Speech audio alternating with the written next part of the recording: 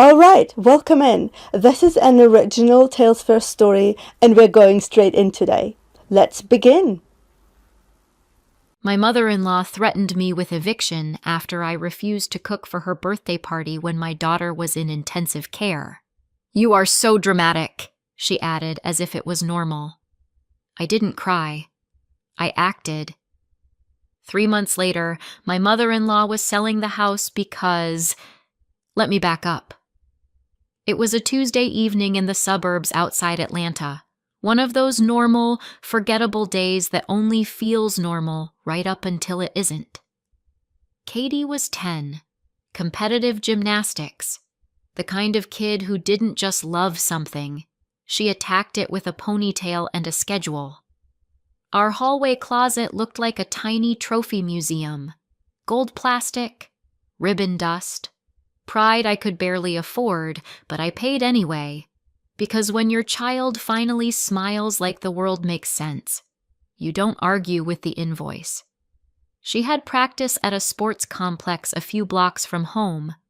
Same route she'd walked 100 times. Sidewalk, crosswalk. Green light. Go.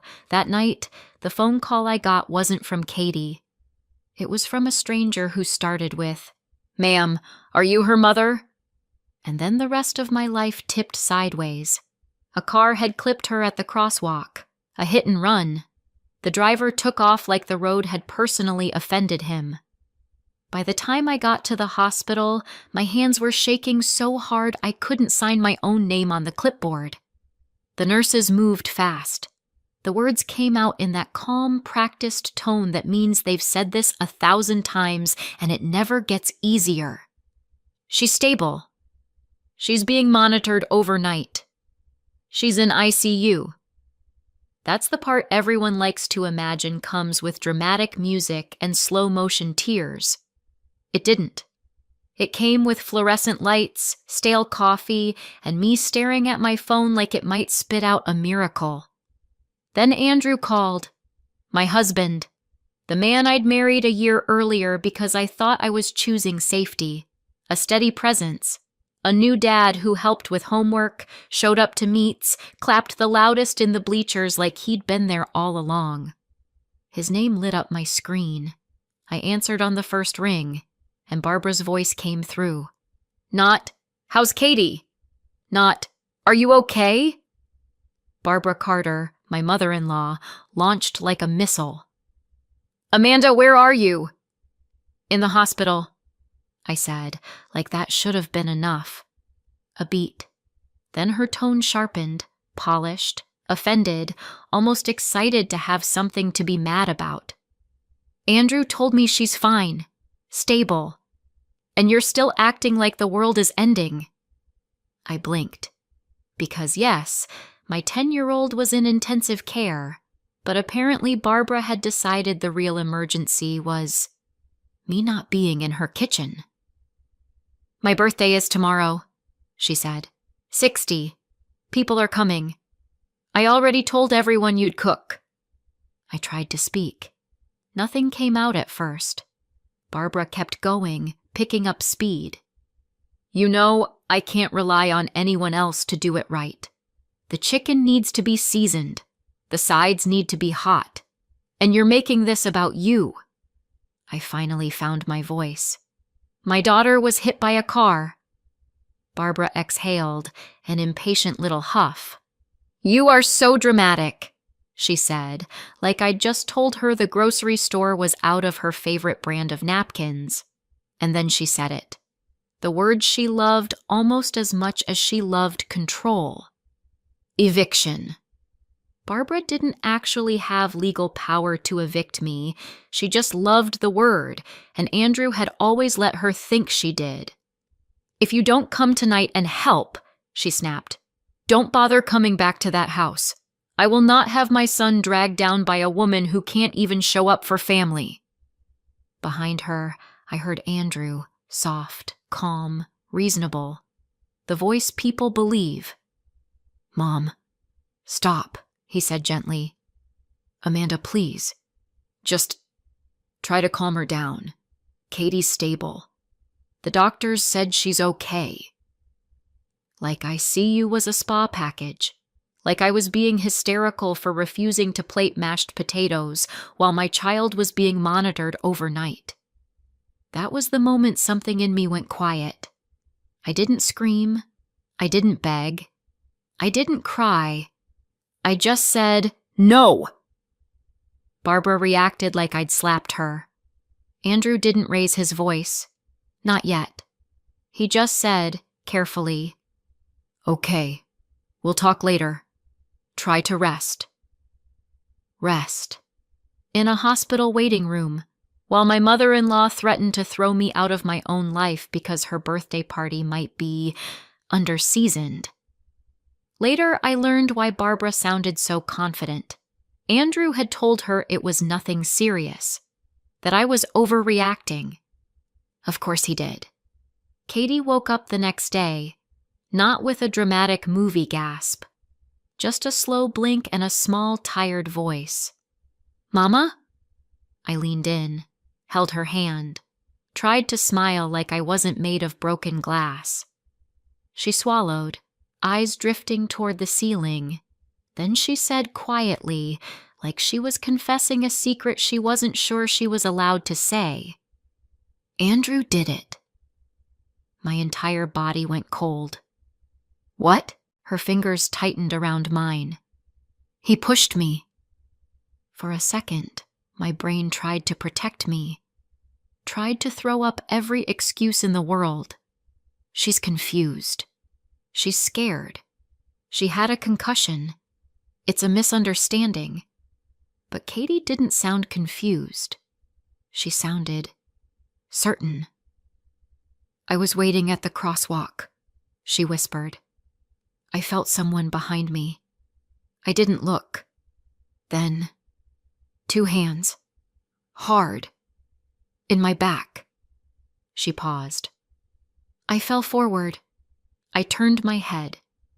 I saw his face. My stomach dropped like an elevator cable snapped. "He was wearing his dark jacket," she added, "with the hood and the white sneakers."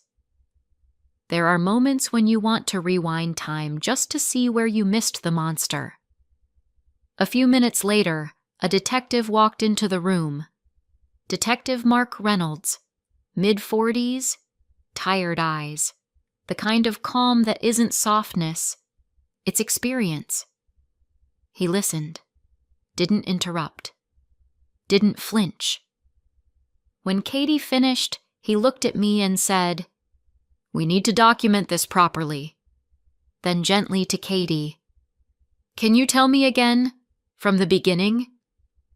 Katie did. Same details, same certainty, same description. And then Detective Reynolds turned to me. "We're going to need to look at your husband's things," he said. "Clothes, shoes, phone, anything that places him there." I nodded because at that point I wasn't really living inside my body anymore. I was operating on one setting. Do what you have to do. 2 officers drove me back to the house. Not because I was dangerous, because Andrew was. And suddenly my living room felt like a stage set from someone else's lie. Detective Reynolds asked if I consented to them searching the shared home. I said yes, because whatever privacy Andrew deserved died the second he shoved my child into traffic. The dark jacket was right where Katie said it would be, hanging on a hook in the entryway like it belonged to a normal person. One officer lifted it carefully. On the sleeve was a single thread that matched the color of Katie's school uniform. Small. Almost nothing. Except, almost nothing is exactly what murders are built on. In the bedroom, on the bed, sat a printed movie ticket. An alibi in paper form. On the kitchen table, a half-empty bottle of whiskey. Not suspicious by itself, just a detail, a mood, a man trying to steady his nerves. And then we found the phone, Andrew's phone, face down, forgotten, like it had been tossed there in a hurry. Detective Reynolds looked at me. "Can you unlock it?" I didn't want to. I did anyway. The password was our wedding date, of course it was. Because nothing says loving husband like using romance as a lock on a device full of rot. The last messages weren't subtle. Unknown number. Everything is ready. The girl needs to disappear. Tomorrow? It's done. I stared at the screen until the words blurred.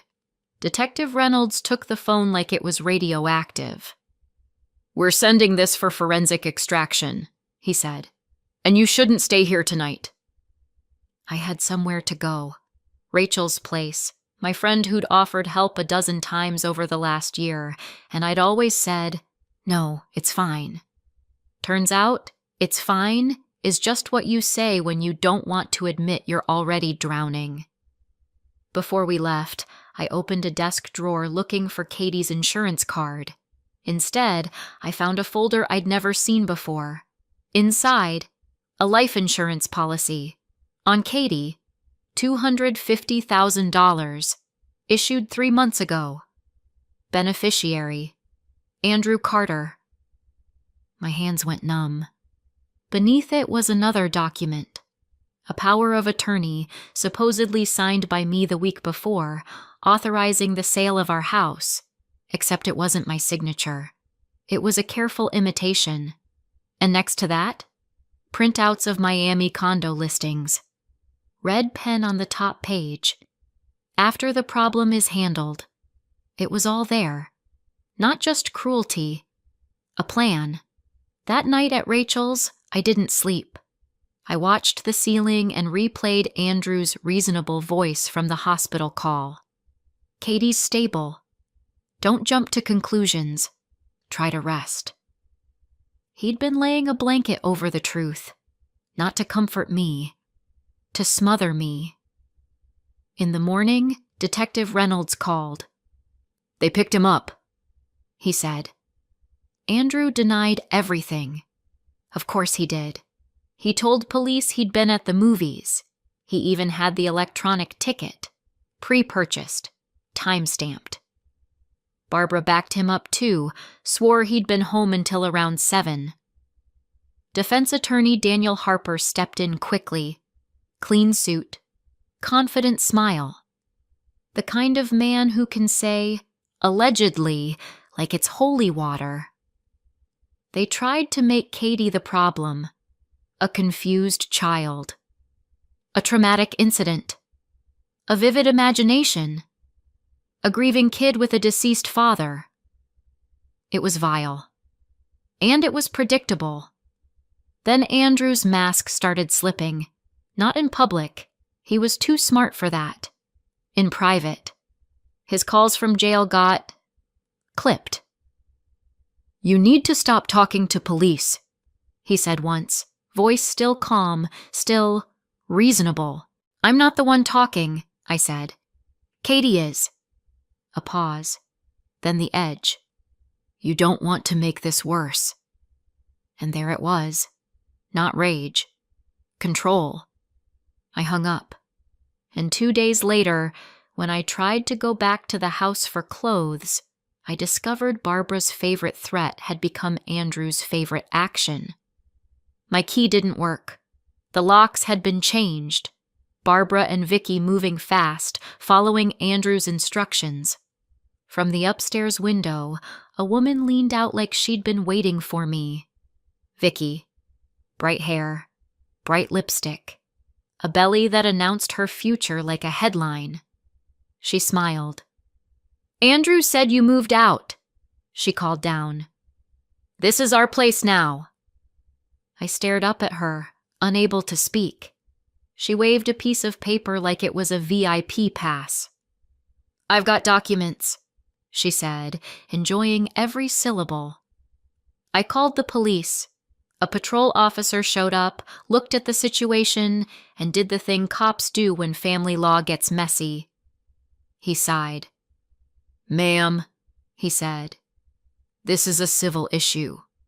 If she's claiming she has authorization and your husband's the one changing locks, we can't force entry without a court order.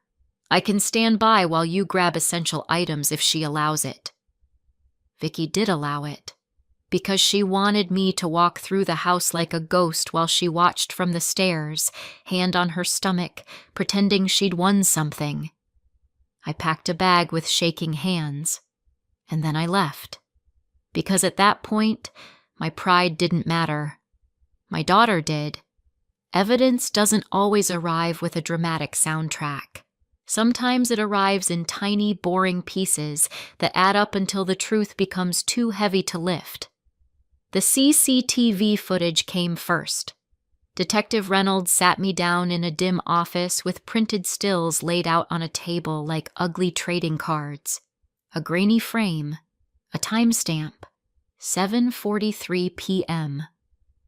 A man in a dark jacket approached a small figure from behind. A sudden movement. Katie went down, right into the path of an SUV. The face wasn't clear, but the posture was, the gait, the build, the clothes. Detective Reynolds tapped the photo. "Not enough by itself," he said, "but it supports her statement." Then the lab results came back. The dark jacket, fibers consistent with Katie's school uniform, microscopic road grit consistent with the intersection, the white sneakers, a distinctive dirt pattern matching the crosswalk area, and in the jacket pocket, a receipt, gas station 2 blocks from the scene. Time, 7:33 p.m. 10 minutes before Katie went flying into my worst nightmare. The receipt showed cigarettes, 1 pack. Andrew hadn't smoked in 5 years, so either he suddenly picked up the habit again, or he bought them on purpose, thinking a receipt would create an innocent reason for him being there. An alibi that accidentally became a time-stamped confession. Then came Patricia Johnson, my neighbor, older woman. Sharp memory, the kind of person who notices everything and forgets nothing. She told Detective Reynolds she saw Andrew leave around 7. "He said he was going to the movies," she said. "But he wasn't dressed for the movies.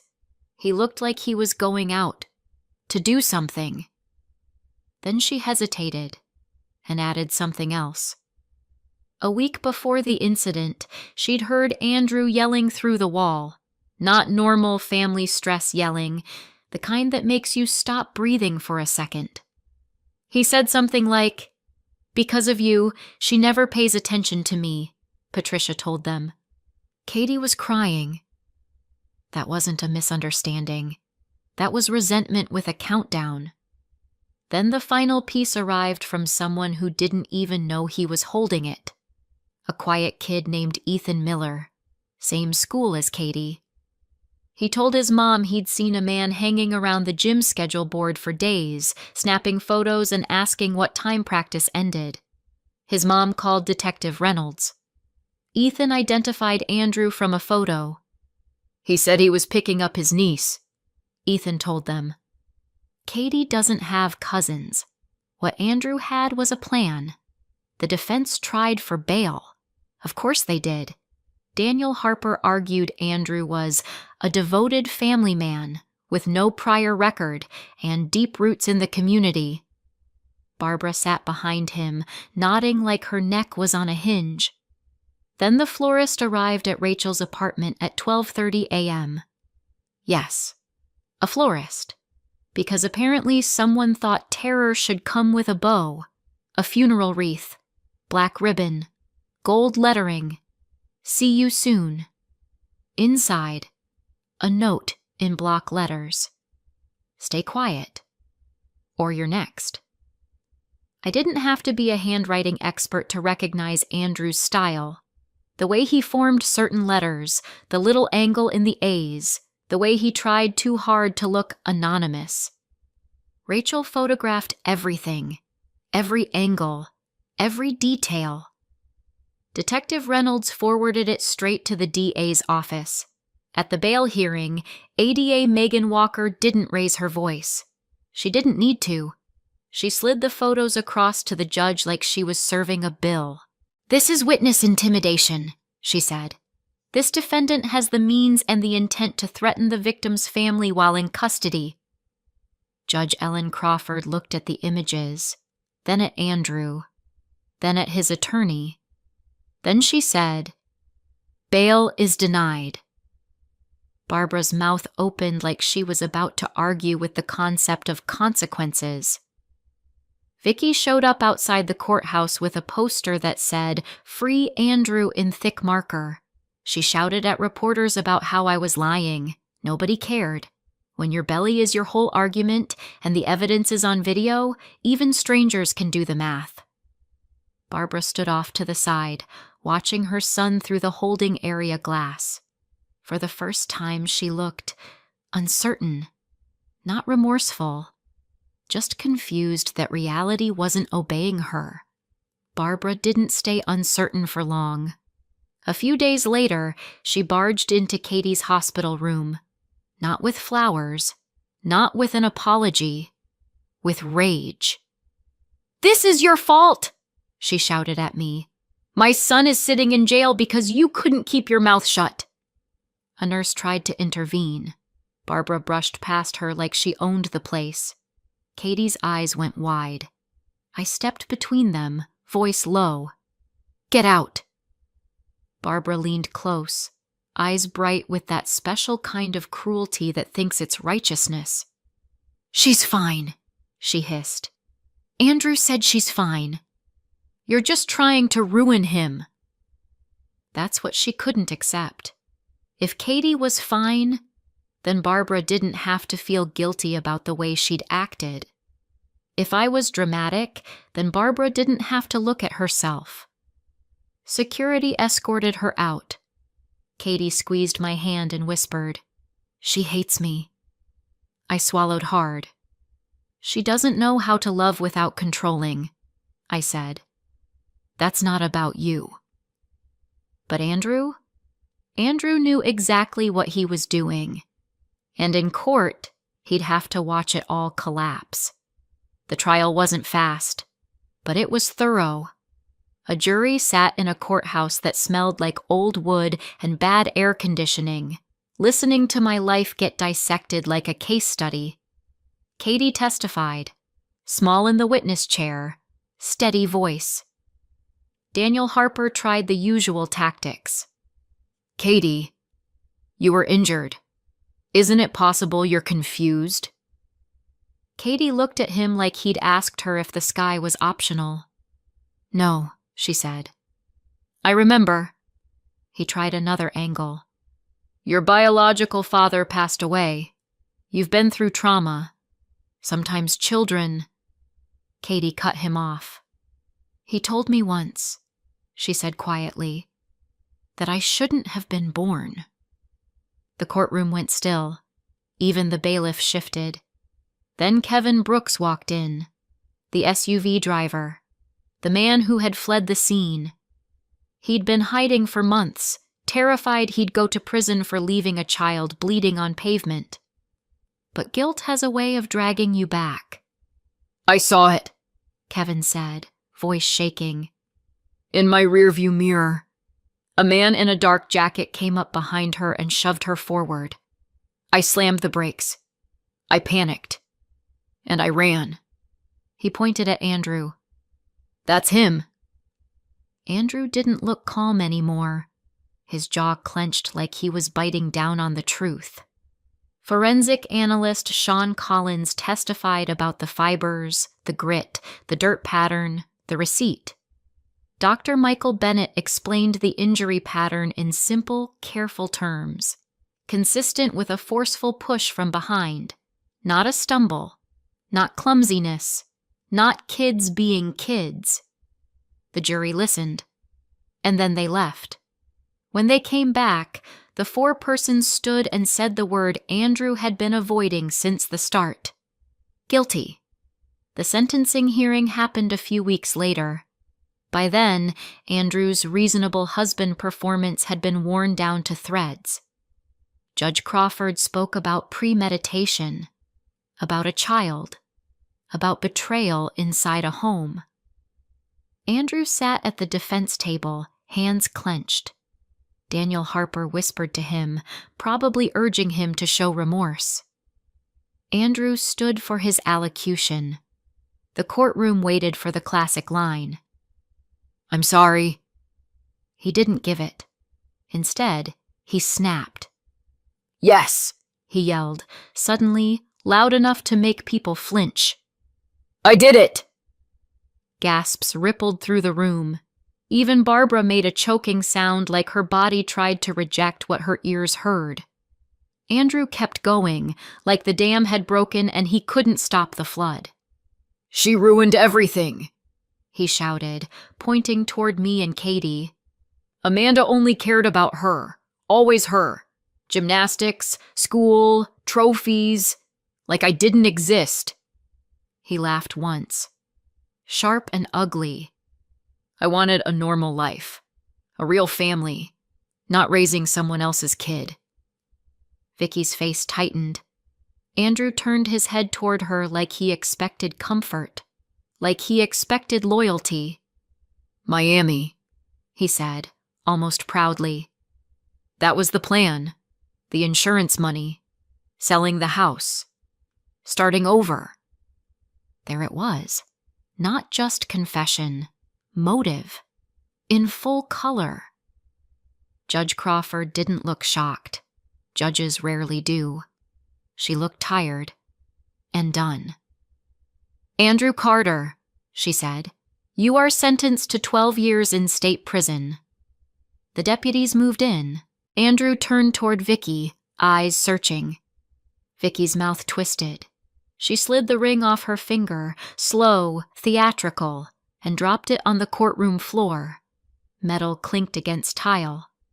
And that was the sound of Andrew's new life, dying. Barbara stared at her son like she'd never seen him before. Because she hadn't. She'd seen the version he sold her. Now she was looking at the real one. Remember the hook? 3 months after the verdict, Barbara was selling the house because her denial finally cracked. Not the first week. Not the first month. Denial has a long shelf life when it protects your ego. But after the verdict, the evidence, and Andrew's own mouth detonating in open court, Barbara couldn't pretend anymore. She listed her home, downsized, sold off the family heirlooms she'd always threatened to leave to the good relatives.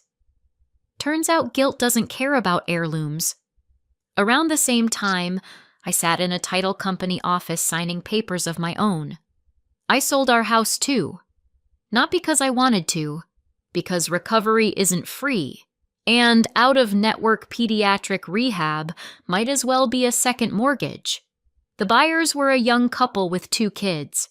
The dad bounced a toddler on his hip while the mom walked through Katie's old room. "Oh, wow," she said softly. "Our daughter does gymnastics too.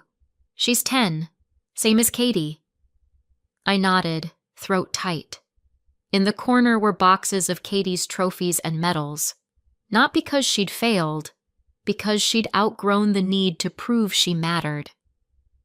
I picked up a small stack of duplicate medals, ones she'd won at local meets, the kind you collect when you're talented and determined and too young to understand how cruel adults can be. "Take these," I told the mom. "For your daughter. Tell her a champion lived here." The woman's eyes filled. She nodded like she understood that I wasn't just handing her plastic and ribbon. I was handing her a piece of a dream that almost got murdered. Katie's recovery wasn't dramatic. It was steady. Checkups. Therapy.